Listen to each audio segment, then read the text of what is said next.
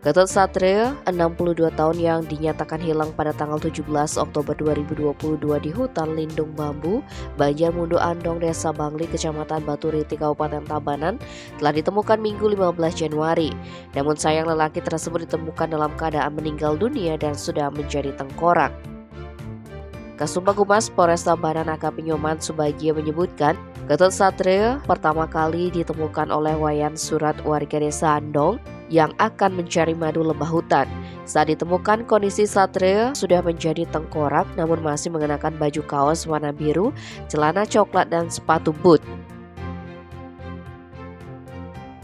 Menurut Kasih Kedaruratan dan Logistik BPBD Tabanan, Ibu Trisna Widiatmika, ketika dilaporkan hilang 2 bulan lalu, pihak Basarnas, BPBD, dan kepolisian sudah melakukan pencarian di lokasi tersebut.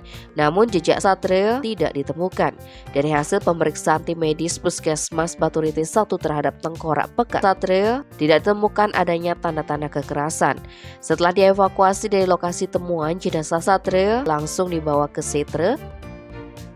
Seperti diberitakan pada bulan Oktober lalu, Gatot Satrio, 62 tahun, dilaporkan hilang usai menyabit rumput. Pencarian sempat menggunakan gong, namun tetap tidak ditemukan.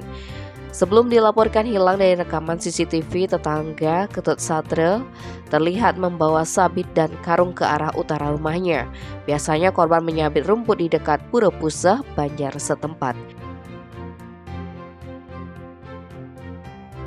Tim Bali Express melaporkan.